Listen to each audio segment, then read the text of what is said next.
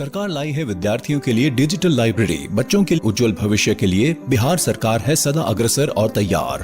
कक्षा 1 से कक्षा 12 तक की सभी पाठ्य पुस्तक पूरक सामग्री एवं वीडियो अब शिक्षा विभाग बिहार सरकार द्वारा विकसित पोर्टल पर है उपलब्ध। अध्ययन सामग्री देखने के लिए BEPCLots.bihar.gov.in पर विजिट करें अथवा एंड्रॉइड मोबाइल पर गूगल प्ले स्टोर से E-Lots ऐप डाउनलोड करें।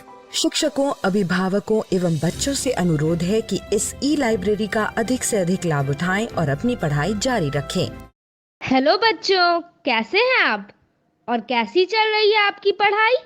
ये तो बहुत अच्छी बात है कि हम लोग प्रतिदिन सुबह 9 बजे से 10 बजे अपनी कॉपी और कलम के साथ मेरा दूरदर्शन मेरा विद्यालय कार्यक्रम देखने के लिए तैयार रहते हैं, जहां क्लास 6 से 8 की पढ़ाई होती है और साथ साथ कुछ अन्य रोचक जानकारियां भी हमें मिलती हैं। कार्यक्रम में बताई जा रही इम्पोर्टेंट पॉइंट्स को हम नोट भी करते हैं ताकि बाद में उनका रिवीजन कर सकें। और हाँ बच्चों, एक बात और, हम लोग जो भी चीज़ें मेरा दूरदर्शन मेरा विद्यालय कार्यक्रम में सीखते हैं उसका अध्ययन अपनी किताब में ज़रूर करें। इससे उन चैप्टर्स को हम पूरी तरह समझ पाएंगे। तो आज हम लोग सबसे पहले सुनेंगे बापू की पाती, जिसमें हम राष्ट्रपिता महात्मा गांधी के जीवन प्रसंग से जुड़ी बातों को सुनकर प्रेरणा पाते हैं। उसके बाद हम लोग पढ़ाई करेंगे गणित की, जिसमें सबसे पहले क्लास 6 में जिस चैप्टर का अध्ययन करेंगे उसका नाम है भिन्नों का अर्थ। उसके बाद क्लास 7 में समान व असमान पद बीजीय व्यंजक के बारे में पढ़ाई करेंगे। फिर क्लास 8 में समझेंगे चक्रवृद्धि ब्याज चैप्टर को। तो चलिए शुरू करते हैं आज की गणित की क्लास मेरा दूरदर्शन मेरा विद्यालय के साथ। आज हम सीखेंगे भिन्न क्या होते हैं और इन्हें कैसे पढ़ा जाता है।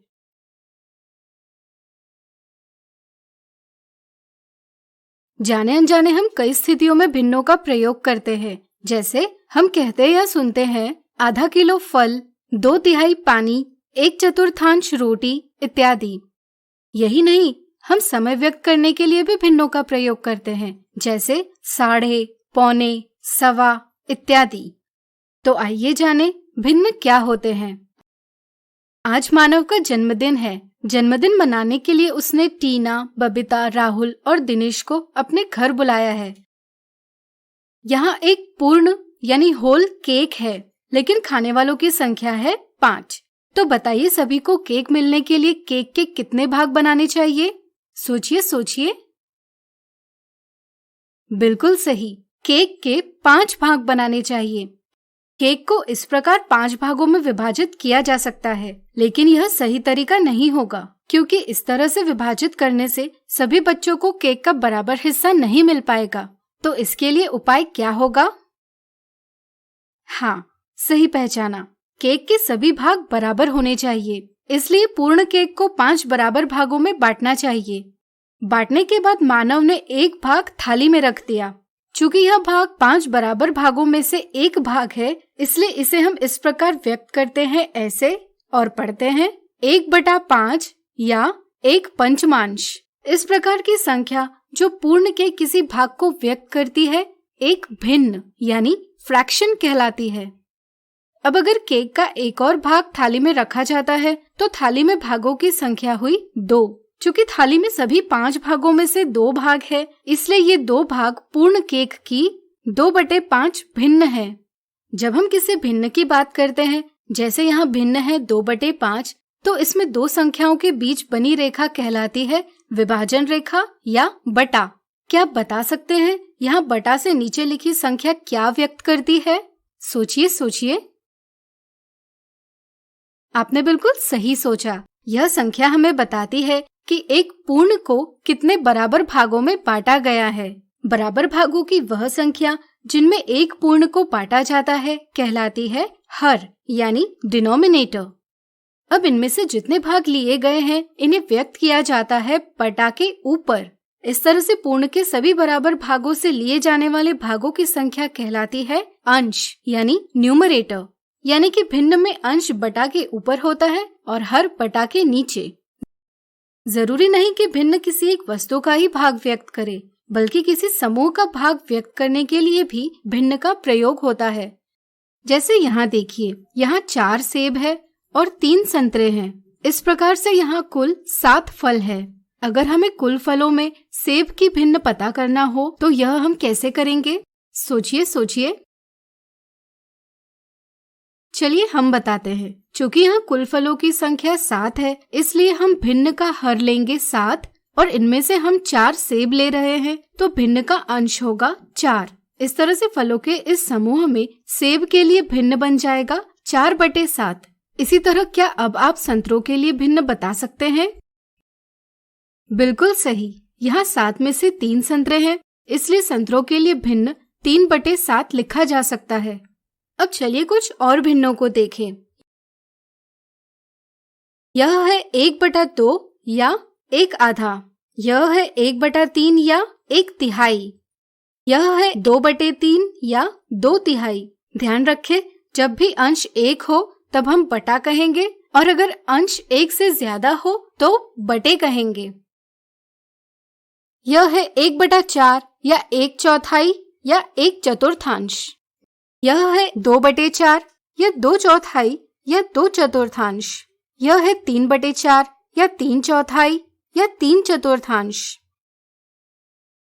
यह है 1/5 या 1/5।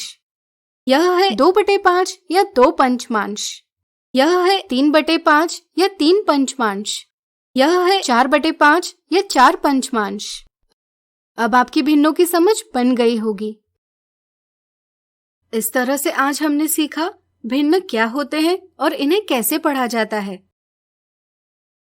प्रत्येक चित्र में छायांकित भागों यानी शेडेड पार्ट्स के लिए भिन्न यानी फ्रैक्शन लिखे।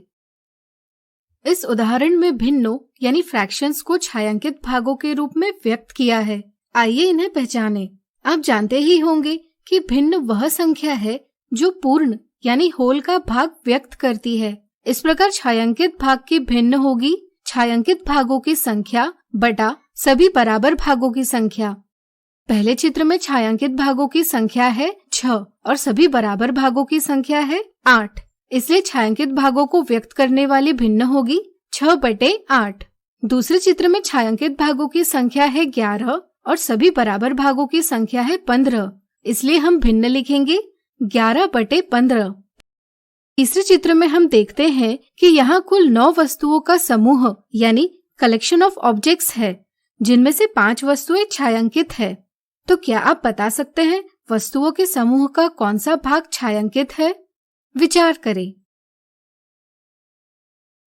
बिल्कुल सही।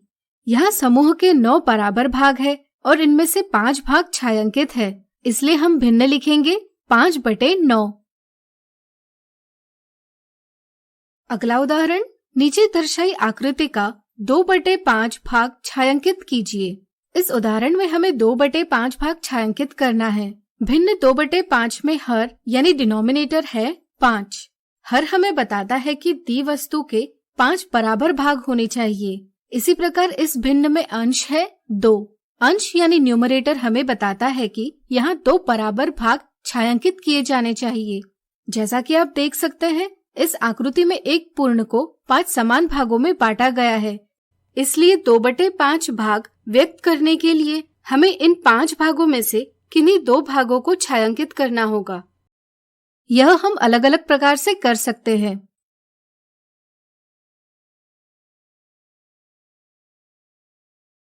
हर स्थिति में 2/5 भाग छायांकित किया गया है। अगला उदाहरण, दीपू ने 5 संतरे, 3 अनार और 2 सेब खरीदे। कुल फलों में संतरों की संख्या का भाग व्यक्त कीजिए। दीपू ने 5 संतरे, 3 अनार और 2 सेब खरीदे।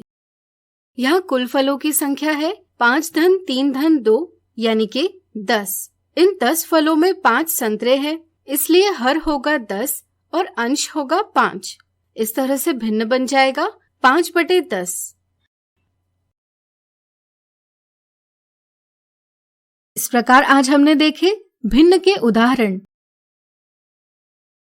नीचे दिए चित्र में छायांकित भाग यानी शेडेड पार्ट को व्यक्त करने वाली भिन्न यानी फ्रैक्शन क्या होगी। कई बार भिन्न को व्यक्त करने के लिए अंश यानी न्यूमरेटर छायांकित भागों की संख्या ली जाती है और हर यानी डिनोमिनेटर छायांकित भागों को छोड़कर बचे हुए भागों की संख्या ली जाती है और इस प्रकार भिन्न भाग का भाग इस रूप में व्यक्त किया जाता है। यह गलत समझ है, इससे ऑप्शन 1 गलत जवाब प्राप्त होता है। यह समझना जरूरी है कि हर पूर्ण यानी होल के कुल भागों की संख्या होती है, यानी कि यहाँ 5 हर है। इसी प्रकार अंश लिए गए भागों की संख्या होती है। यहाँ छायांकित भागों की संख्या 2 है, यानी कि 5 में से 2 भाग लिए गए हैं, इसलिए अंश 2 होगा। इस तरह से दिए चित्र में छायांकित भाग 2/5 इस भिन्न यानी फ्रैक्शन से व्यक्त होता है। इस समझ से ऑप्शन दूसरा यह सही जवाब है। अब आइए जाने भिन्नों से संबंधित कुछ साधारण गलतियां। अगर पूछा जाए कि इस चित्र में छायांकित भाग को व्यक्त करने वाली भिन्न क्या होगी, तो इसके लिए सभी भागों की संख्या बटा के नीचे हर के स्थान पर लिखी जाती है और छायांकित भागों की संख्या बटा के ऊपर अंश के स्थान पर लिखी जाती है और गलत जवाब दिया जाता है 1/4। भिन्न में व्यक्त करने के लिए सबसे पहले सभी भाग बराबर यानी इक्वल है या नहीं यह देखना जरूरी है। यहाँ भाग बराबर नहीं है, इसलिए हम छायांकित भाग को भिन्न में नहीं व्यक्त कर सकते। कई बार यह समझ नहीं होती कि बराबर भाग अलग अलग प्रकार से बनाए जा सकते हैं। जैसे अगर आपको 4 कागज दिए और इन्हें आपको 2 बराबर भागों में विभाजित करना है तो आप कैसे करेंगे? सोचिए। चलिए हम बताते हैं। एक तरीका है कि आप 4 में से 2 कागज प्रत्येक भाग में रख सकते हैं, इससे 2 बराबर भाग बन जाएंगे। इसी तरह आप हर एक कागज को अलग अलग प्रकार से 2 बराबर हिस्सों में काट सकते हैं। जब आप प्रत्येक कागज का आधा हिस्सा दोनों भागों में विभाजित करेंगे तब भी आपको चारों के 2 बराबर भाग मिलेंगे। इस प्रकार भाग करने के तरीके अलग अलग हो सकते हैं, लेकिन हर एक तरीके से बराबर भाग प्राप्त होते हैं। दोनों में से हर एक भाग चारों कागज का एक आधा है। इस प्रकार आज हमने देखी भिन्न से संबंधित मिथ्या धारणा और साधारण गलतियां।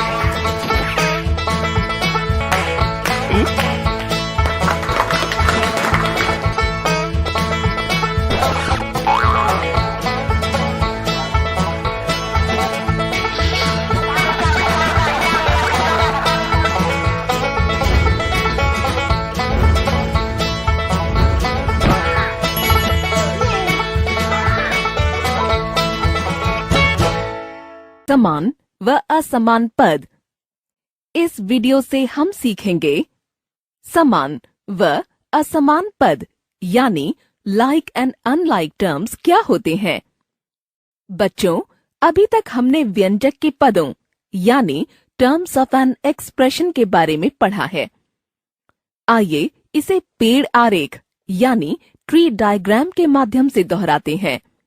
जैसा कि यहाँ व्यंजक 6y की घात 2x जमा 3xy 2 पदों को संयोजित करके बना है, जिसमें 6y की घात 2x पहला पद और 3xy दूसरा पद है।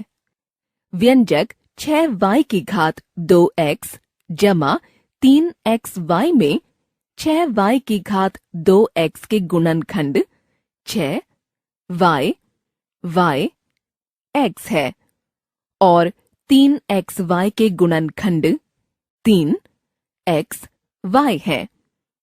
यहाँ पर पहले पद में x का गुणांक 6y की घात 2 व y का गुणांक 6xy है और दूसरे पद में x का गुणांक 3y व y का गुणांक 3x है। आइए अब हम समान व असमान पदों के बारे में समझें। रीना और राज दो अच्छे दोस्त हैं और उनके पास कुछ खिलौने हैं। राज के पास कुल 5 हाथी, 2 शेर और 3 घोड़े हैं। इसी प्रकार रीना के पास 7 हाथी, 1 शेर और 3 खरगोश हैं। दोनों दोस्तों के खिलौनों को समान व असमान समूहों में विभाजित करें। यहाँ पर समान समूह बनाने के लिए हम रीना और राज के हाथियों को एक स्थान पर रखेंगे और इसी प्रकार शेरों को दूसरे स्थान पर रखेंगे। ऐसे ही अब असमान समूह बनाने के लिए खरगोश और घोड़ों को अलग अलग स्थान पर रखेंगे। बच्चों, जैसा कि आपने देखा कि हमने यहाँ हाथियों में हाथियों का और शेरों में शेरों का समूह बनाया है क्योंकि ये समान हैं, जबकि खरगोश और घोड़े असमान हैं, इसलिए इनका एक अलग समूह बनाया है। इसी प्रकार यदि किसी बीजीय व्यंजक के पदों के बीजीय गुणनखंड एक जैसे ही हों तो वे समान पद यानी लाइक टर्म्स कहलाते हैं और यदि इनके पदों के बीजीय गुणनखंड अलग अलग हों तो ये असमान पद यानी अनलाइक टर्म्स कहलाते हैं। उदाहरण के लिए इस व्यंजक में समान व असमान पदों को पहचानिए। 5x की घात 2 घटा 3y की घात 2 z घटा 7x की घात 2 जमा 5xy जमा 4y की घात 2 z घटा 2xy जमा 2ab। 5x की घात 2 के गुणनखंड 5x है। 3y की घात 2 z के गुणनखंड 3y z है। 7x की घात 2 के गुणनखंड 7x है। 5xy के गुणनखंड 5xy है। 4y की घात 2 z के गुणनखंड 4y z है। 2xy के गुणनखंड 2xy है और 2ab के गुणनखंड 2ab है।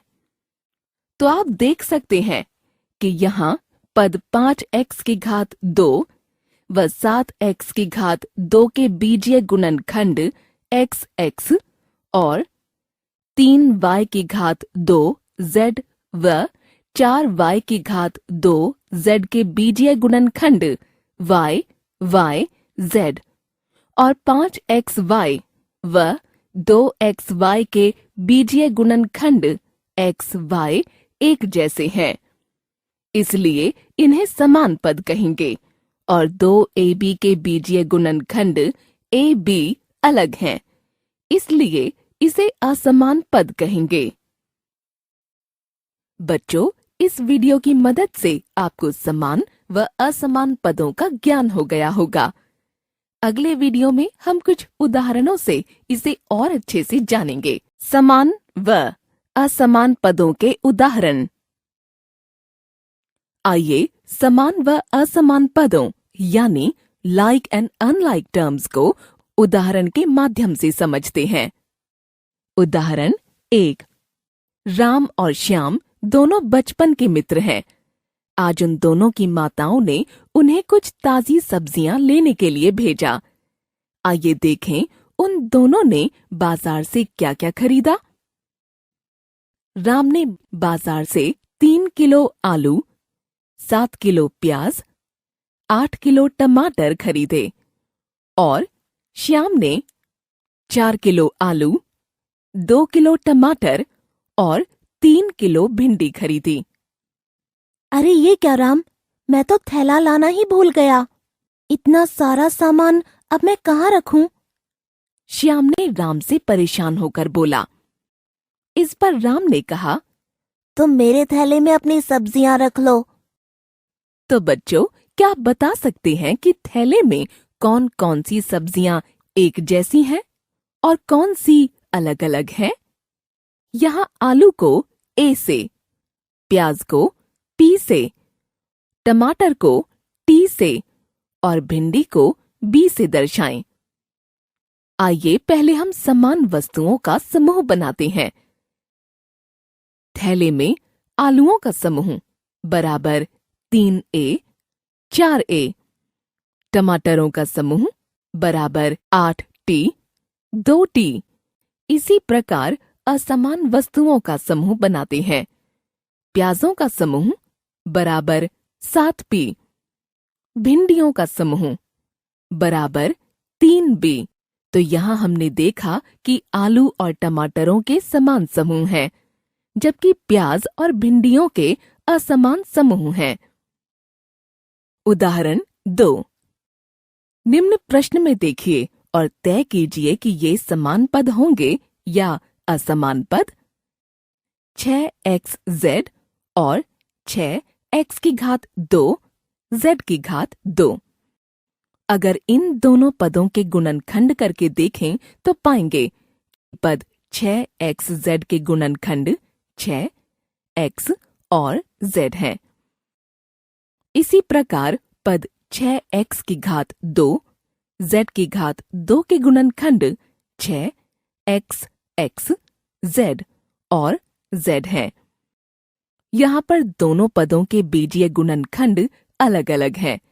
इसीलिए बच्चों, ये दोनों पद असमान पद यानी अनलाइक टर्म्स हैं।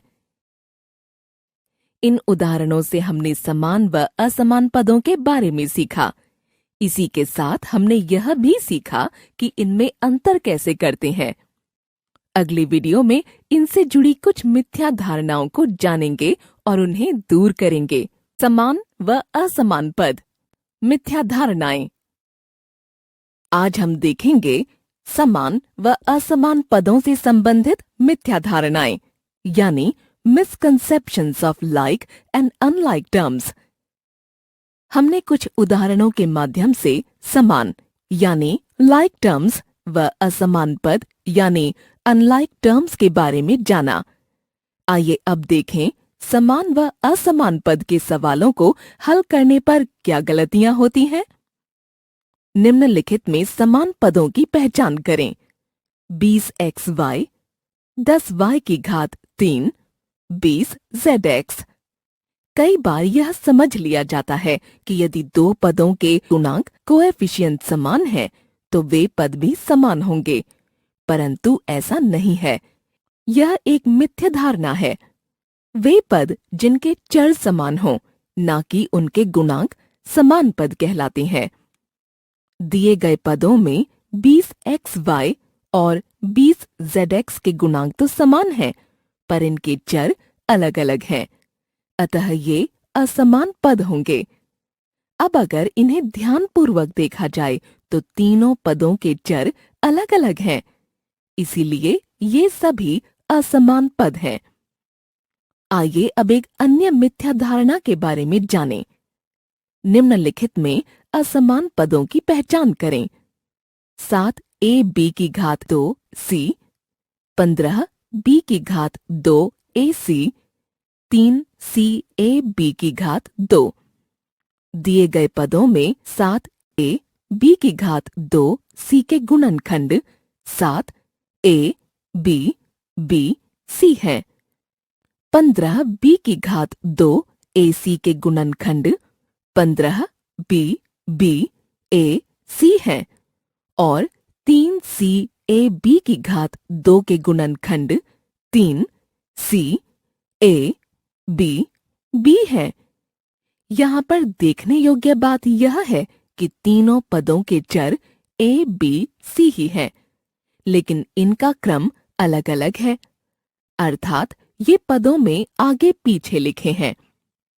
जैसा कि हम जानते हैं कि जिन पदों के चर समान होते हैं वे समान पद कहलाते हैं। यहाँ पर तीनों पदों के चर A, B, C हैं, जो कि समान है, अतः ये सभी पद समान पद हैं। अक्सर बच्चे यह समझ लेते हैं कि समान पदों में चरों का क्रम भी समान होता है, जबकि ऐसा नहीं है। यदि दो पदों में चर तो समान है किंतु उनका क्रम समान नहीं है, तो भी वे समान पद ही कहलाएंगे। आज हमने देखा समान व असमान पदों से संबंधित मिथ्या धारणाएं। आशा करते हैं कि इस वीडियो से आपकी कई मिथ्या धारणाएं दूर हुई होंगी और समान तथा असमान पदों की अच्छी समझ बन गई होगी।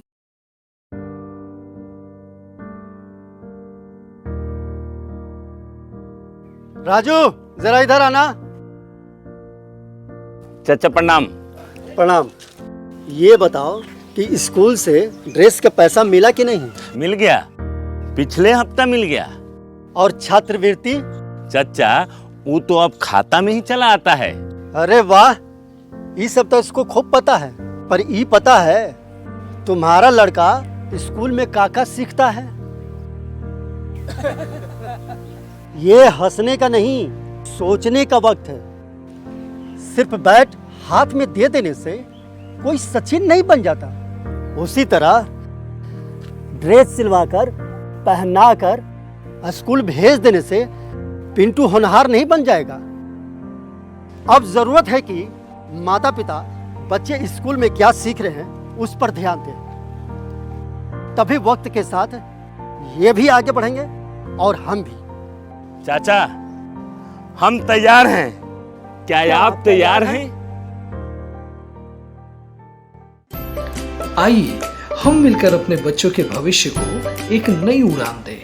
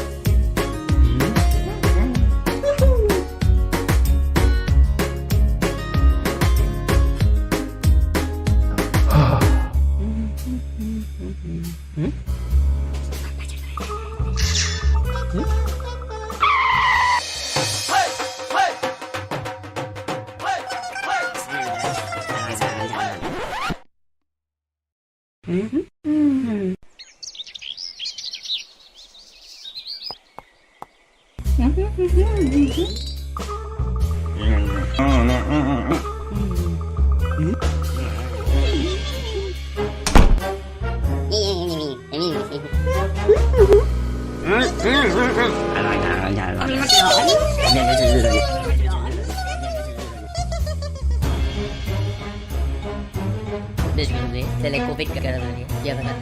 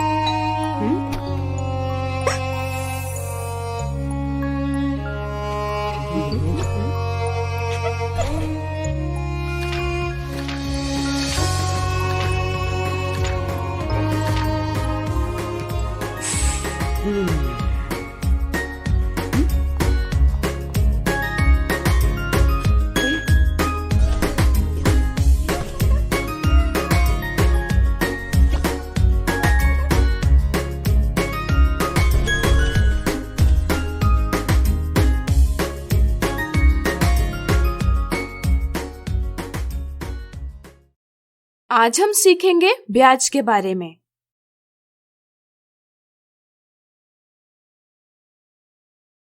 ऐसी कई स्थितियां हैं जब हमें हमारे पास जितनी धनराशि है उससे अधिक धनराशि की आवश्यकता होती है। जैसे किसी व्यापारी को नया व्यापार शुरू करने के लिए, दुकानदार को नया सामान खरीदने के लिए, किसान को नए बीज एवं खेती का सामान खरीदने के लिए उनके पास पर्याप्त धनराशि नहीं होती। ऐसी स्थिति में वे बैंक, डाकघर जैसी संस्था या किसी व्यक्ति से धनराशि उधार लेते हैं। उधार ली जाने वाली या दी जाने वाली धनराशि को हम मूलधन यानी प्रिंसिपल कहते हैं। धनराशि उधार देने वाला यानी लेंडर और उधार लेने वाला यानी बोरोवर कुछ शर्तों पर सहमत होते हैं, जैसे लौटाते समय मूलधन के साथ कितनी अतिरिक्त धनराशि लौटानी होगी इत्यादि। इस अतिरिक्त धन को हम ब्याज यानी इंटरेस्ट कहते हैं। ब्याज अक्सर निश्चित समय के लिए मूलधन के प्रतिशत के रूप में दिया जाता है। जैसे 12% प्रतिवर्ष का अर्थ है मूलधन के प्रत्येक 100 रुपए पर 1 वर्ष के लिए 12 रुपए ब्याज होगा। मूलधन और ब्याज को जोड़कर लौटाने की कुल धनराशि को मिश्र धन यानी अमाउंट कहा जाता है। जब हम बैंक में धनराशि जमा करते हैं तो बैंक भी हमें इस पर कुछ ब्याज देती है, जो कि समय और ब्याज की दर पर निर्भर करता है। जब हम ब्याज की बात करते हैं तो ये 2 प्रकार के होते हैं, साधारण ब्याज यानी सिंपल इंटरेस्ट और चक्रवृद्धि ब्याज यानी कंपाउंड इंटरेस्ट। पिछली कक्षा में हमने साधारण ब्याज के बारे में समझा। चलिए इसका पुनः अवलोकन करें। मान लीजिए हम बैंक से 1000 रुपए 2 वर्ष के लिए 10% प्रति वर्ष की दर से उधार लेते हैं। चलिए इस स्थिति में साधारण ब्याज की धनराशि कितनी होगी यह पता करें। यहाँ ब्याज की दर 10% वार्षिक है, यानी कि 100 रुपए पर 1 वर्ष के लिए ब्याज 10 रुपए है। इस तरह से 1 रुपए पर 1 वर्ष के लिए ब्याज 10/100 रुपए होगा। इसी तरह 1000 रुपए पर 1 वर्ष के लिए ब्याज 10/100 रुपए गुना 1000 बराबर 100 रुपए होगा। चूँकि 1 वर्ष के लिए साधारण ब्याज 100 रुपए है, इसलिए 2 वर्ष के लिए ब्याज होगा 2 गुना 100 रुपए बराबर 200 रुपए। साधारण ब्याज हम I बराबर P गुना R गुना T/100 इस सूत्र से भी प्राप्त कर सकते हैं, जहाँ I साधारण ब्याज है, P मूलधन है, R ब्याज की दर और T समय है। इस तरह से I बराबर 1000 रुपए गुना 10/100 गुना 2 बराबर 200 रुपए है। इस तरह से व्यापारी द्वारा लौटाए जाने वाला मिश्र धन A होगा मूलधन धन ब्याज बराबर 1000 रुपए धन 200 रुपए बराबर 1200 रुपए। तो आज हमने सीखा ब्याज के बारे में। पिछले वीडियो में हमने सीखा ब्याज क्या है, साथ ही साथ हमने साधारण ब्याज का भी अवलोकन किया। चलिए आज चक्रवृद्धि ब्याज को समझे।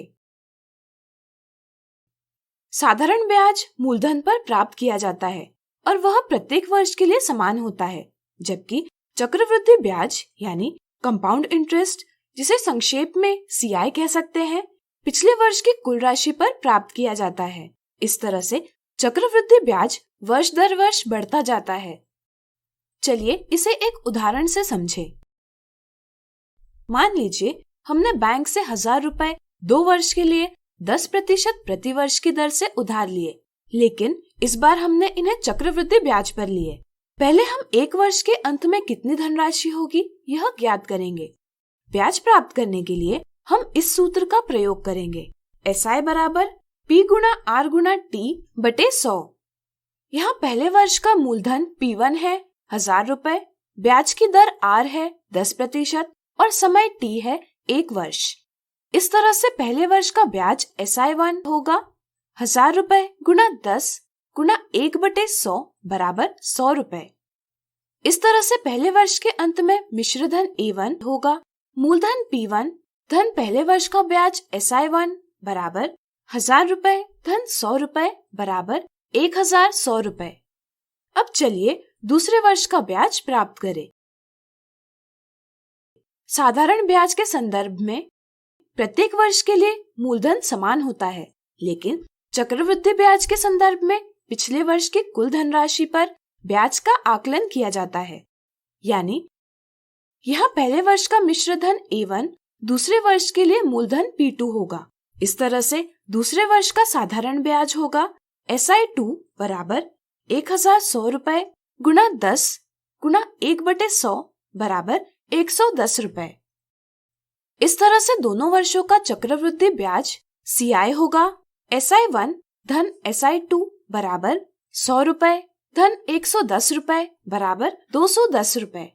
यहाँ 2 वर्ष बाद मिश्र धन होगा दूसरे वर्ष का मूलधन P2 धन दूसरे वर्ष का ब्याज SI2 बराबर 1100 रुपए धन 110 रुपए बराबर 1210 रुपए। यहाँ हम P2 को P1 धन SI1 लिख सकते हैं, इसलिए A2 बराबर P1 धन SI1 धन SI2 यानी कि A2 बराबर P1 धन CI इस प्रकार भी लिखा जा सकता है। इस तरह से अब अगर हम दूसरे वर्ष के मिश्र धन A2 से मूलधन को घटाते हैं तो इससे भी हमें चक्रवृद्धि ब्याज CI प्राप्त होगा, यानी कि CI बराबर 1210 रुपए ऋण 1000 रुपए बराबर 210 रुपए। इस तरह से हम अलग अलग प्रकार से चक्रवृद्धि ब्याज प्राप्त कर सकते हैं। चक्रवृद्धि ब्याज प्राप्त करने के लिए हम A बराबर P कोष्ठक में 1 धन R/100 कोष्ठक की घात n इस सूत्र का प्रयोग करते हैं। इस सूत्र में P मूलधन, R ब्याज की दर और n समय अवधि को दर्शाते हैं। लिए गए उदाहरण से A बराबर P कोष्ठक में 1 धन R/100 कोष्ठक की घात n बराबर 1000 रुपए कोष्ठक में 1 धन 10/100 कोष्ठक की घात 2 बराबर 1210 रुपए और CI बराबर A ऋण P बराबर 1210 रुपए ऋण 1000 रुपए बराबर 210 रुपए है। इस सूत्र के बारे में हम अगले वीडियो में जानेंगे।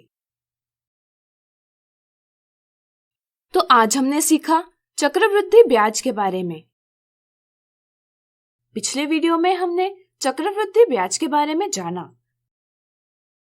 चलिए अब चक्रवृद्धि ब्याज के लिए सूत्र ज्ञात करें। मान लीजिए मूलधन P1 2 वर्ष के लिए 8% वार्षिक ब्याज की दर से उधार लिया जाता है। चलिए इस पर चक्रवृद्धि ब्याज ज्ञात करें।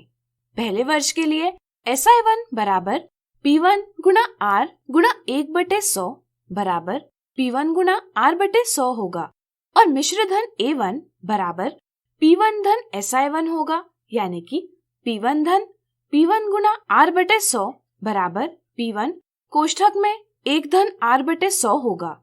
इस तरह से पहले वर्ष के अंत में मिश्र धन होगा A1 बराबर P1 कोष्ठक में 1 धन R/100। यह मिश्र धन दूसरे वर्ष के लिए मूलधन होगा, यानी P2 बराबर A1 बराबर P1 कोष्ठक में 1 धन R/100। दूसरे वर्ष के लिए SI2 बराबर P2 गुणा R/100 है। P2 के लिए हम P1 कोष्ठक में 1 धन R/100 लिख सकते हैं, इसलिए SI2 बराबर P1 कोष्ठक में 1 धन R/100 गुणा R/100। इसी के साथ हमें प्राप्त होगा SI2 बराबर P1 गुणा R/100 गुणा कोष्ठक में 1 धन R/100 और दूसरे वर्ष के अंत में कुल मिश्र धन A2 होगा P2 धन SI2। हम P2 और SI2 के मान इस प्रकार लिखेंगे। यहाँ अगर हम P1 कोष्ठक में 1 धन R/100 उभयनिष्ठ लेते हैं तो हम लिख सकते हैं A2 बराबर P1 कोष्ठक में 1 धन R/100 गुणा कोष्ठक में 1 धन R/100 यानी कि P1 कोष्ठक में 1 धन R/100 कोष्ठक की घात 2। हम देखते हैं कि पहले वर्ष के मिश्र धन यानी अमाउंट में 1 धन R/100 की घात 1 है।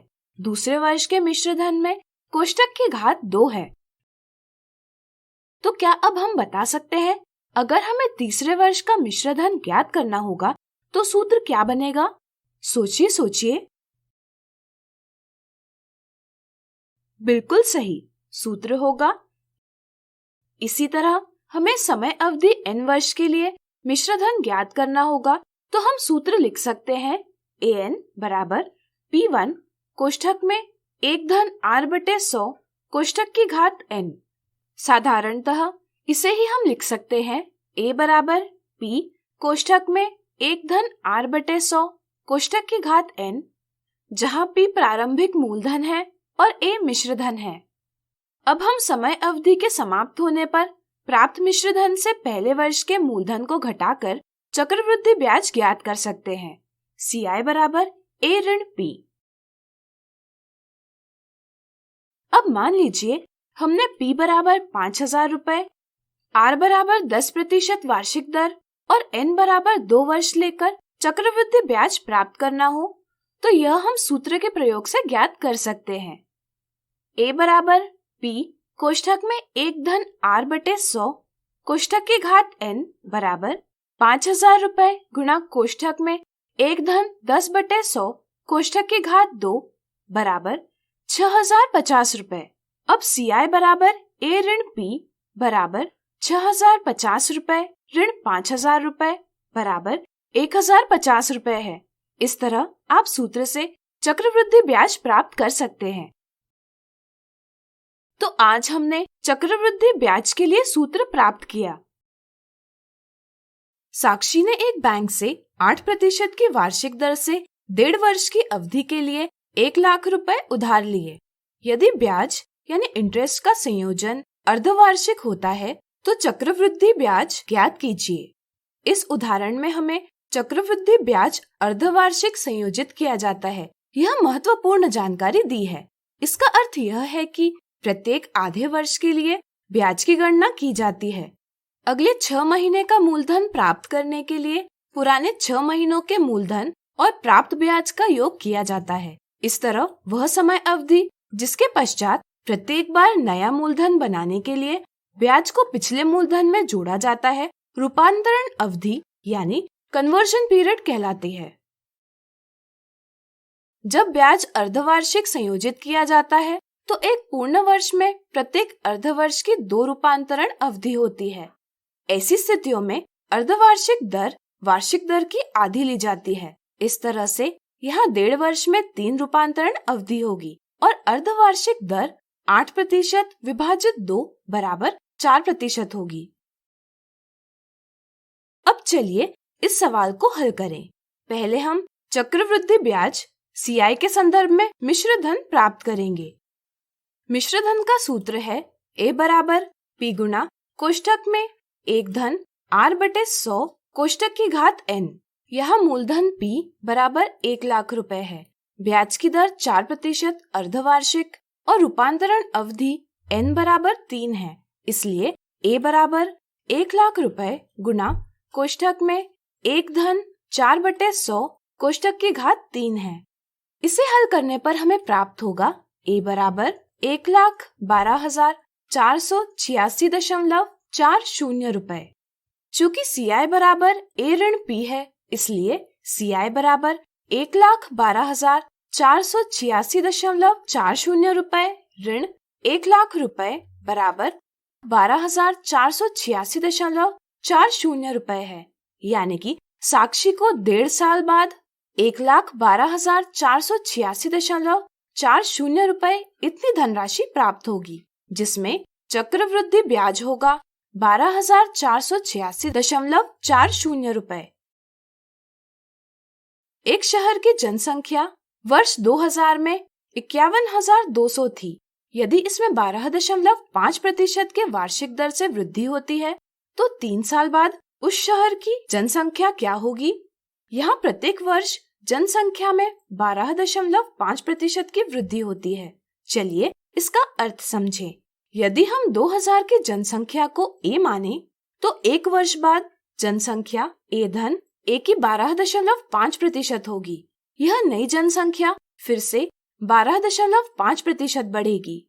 इस तरह से यहाँ हम कह सकते हैं कि जनसंख्या संयोजित रूप से बढ़ रही है। ऐसी स्थिति में हम चक्रवृद्धि ब्याज के सूत्र की सहायता से 3 साल बाद की जनसंख्या ज्ञात कर सकते हैं। यहाँ p बराबर 51,200, r बराबर 12.5% और n बराबर 3 है। a बराबर p गुना कोष्ठक में 1 धन r बटे 100 कोष्ठक की घात n। सूत्र में संख्या रखकर और संक्रियाओं को सरल कर हमें परिणाम प्राप्त होगा 72,900। वीडियो रोककर संक्रियाओं को कैसे सरल किया है जरूर देखें। इस तरह से 3 साल बाद शहर की जनसंख्या होगी 72,900। तो आज हमने देखे चक्रवृद्धि ब्याज से संबंधित कुछ उदाहरण। मिथ्या धारणा 1, दिया हुआ कथन सत्य या असत्य है, पहचानिए। ब्याज की राशि मूलधन यानी प्रिंसिपल से कभी बड़ी नहीं हो सकती। कुछ बच्चे यह सोचते हैं कि ब्याज यानी इंटरेस्ट की राशि मूलधन से कभी बड़ी नहीं हो सकती, लेकिन यह एक मिथ्या धारणा है। वास्तविक रूप से ब्याज की राशि मूलधन से बड़ी भी हो सकती है। इसलिए ऑप्शन 1 गलत जवाब है और ऑप्शन 2 सही। चलिए समझते हैं कौन सी स्थिति में ब्याज की राशि मूलधन से बड़ी हो सकती है।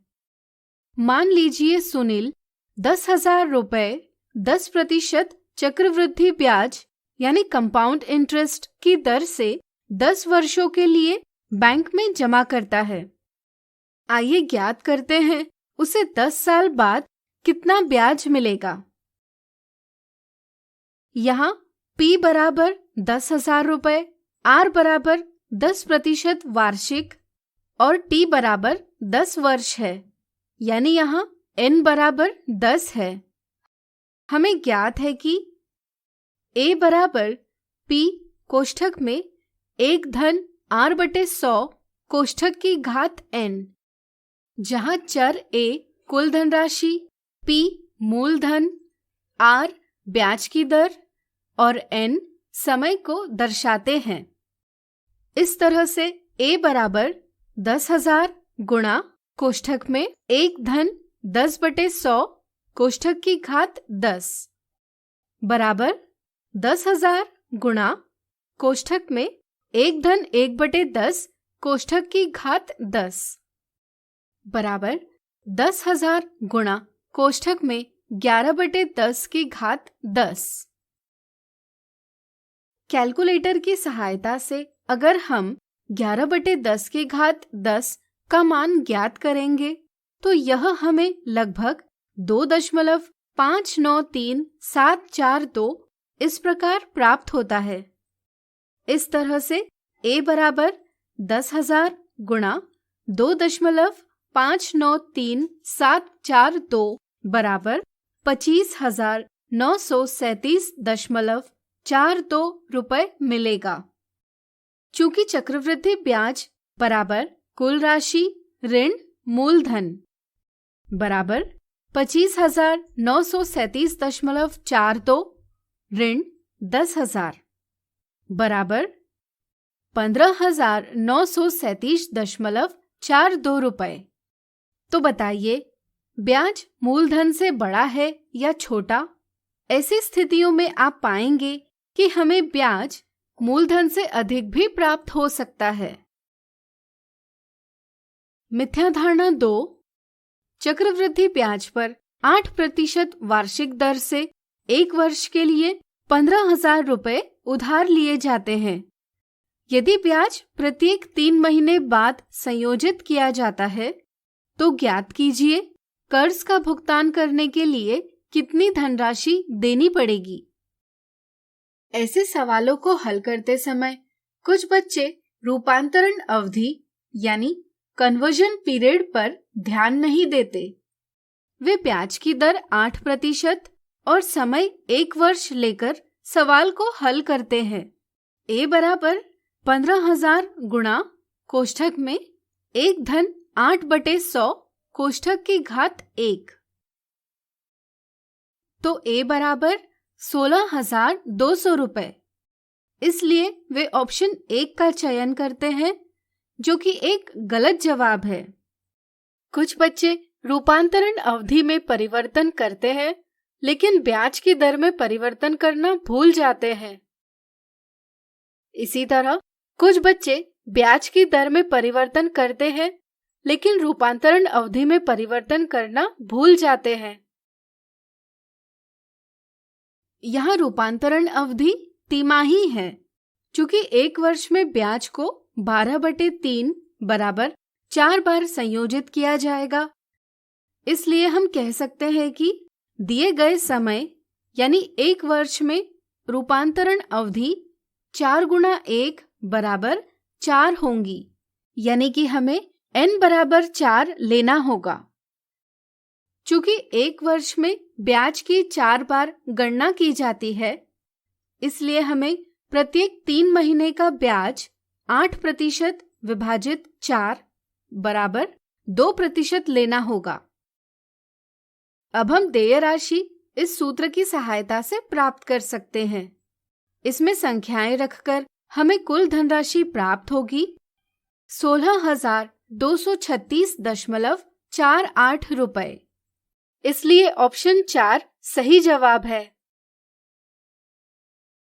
आज हमने देखी चक्रवृद्धि ब्याज से संबंधित कुछ मिथ्या धारणाएं।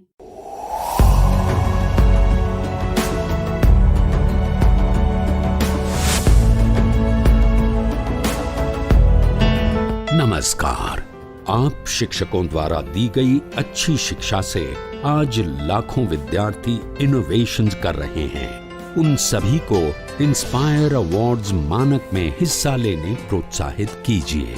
करना है इतना कि आपके विद्यालय के 6ठी से 10वीं कक्षा के छात्र और छात्राएं साइंस और टेक्नोलॉजी पर आधारित अपने इनोवेटिव आइडियाज आपके पास जमा करें, ताकि वो DST और NIF द्वारा आयोजित इंस्पायर अवार्ड्स मानक प्रतियोगिता में हिस्सा ले सकें। 1 लाख छात्रों को 10-10 हजार रुपए मिलेंगे अपने आइडियाज को प्रोटोटाइप्स बनाने के लिए। फिर छात्र डिस्ट्रिक्ट, स्टेट और नेशनल लेवल पर अपने इनोवेशंस को दिखाएंगे। फिर प्राइजेस और सम्मान पाएंगे। तो आज ही अपने स्टूडेंट्स को हिस्सा दिलवाएं इंस्पायर अवार्ड्स मानक में। तो आशा करती हूँ बच्चों, आज के एपिसोड में आपने जरूर कुछ नया सीखा होगा। तो घर पर रहें, पढ़ते रहें, बढ़ते रहें। मिलते हैं अगले एपिसोड में। बाय बाय बच्चों।